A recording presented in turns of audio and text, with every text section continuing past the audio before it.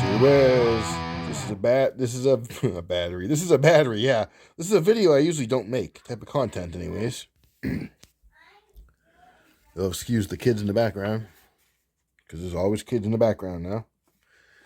We got here. This battery I just got it for this buggy. This is a 4S battery. Because I didn't have a 4S battery. I only had 2S batteries and I didn't. You put 2S batteries in this car, it's just not happening, right? You need one 4S. It's a 6S car. I can run off 6S, but 6S is just too much power for this little buggy. It doesn't need it. It's overpowered. 4S is perfect. So I got this battery, right? That light above me is pretty bright. It's either too bright or not enough, you know? That's the way it goes. But yeah, so I got this battery, HRB. And normally on my batteries, low voltage cut I set at 3.2. That's usually good, at least from the. I haven't bought a LiPo battery in a couple of years, so maybe they're changing. I don't know, but this battery and the instructions, if you look, when using this battery, number 2, when using this battery, you must use buzzer alarm or other remote control low voltage protected device with it and set at 3.7 volts as low voltage alarm. So it can't go 3.7 volts. Normally I go down to 3.2. So that means this battery isn't going to have as much of a runtime.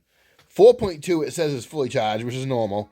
But 3.7, I'm going to have to change the settings in the ESC because the highest I've ever had them cut off at was 3.4. Sometimes I'll set them at 3.4, but never at 3.7. I don't even know if the ESC has a 3.7. I kind of got to look it up. This is an old Arma BLX 185. I got to Google the instructions on that and see. It's a used ESC. Right, I bought it used for like $60.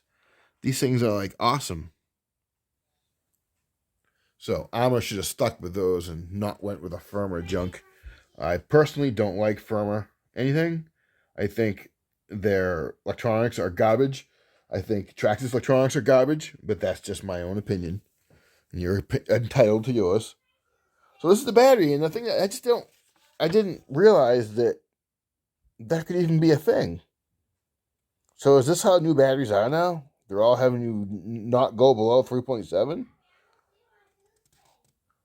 I mean, I got some pretty old batteries, and they still work good, but I bring them lower than that. So I don't know. Anyone out there that knows a little bit more about lipos than me, perhaps more than the modern lipos? Maybe you know. Maybe you've seen this before. I have never seen this before, so this is strange to me. But lipos are lipos, and if it says don't go below 3.7, it means it for a reason. You know what I'm saying? So I thought that was strange. I want to know if anyone else has ever seen that before. I see that number 1. Don't charge more than 4.2 volts, which you would never do to a lipo. And don't, with a weird space between the N and the T, don't discharge below 3.7. Which I think that part is strange. Do not throw battery in fire, and we all know don't do that stuff. It will explode if damaged. Do not disassemble or modify the battery.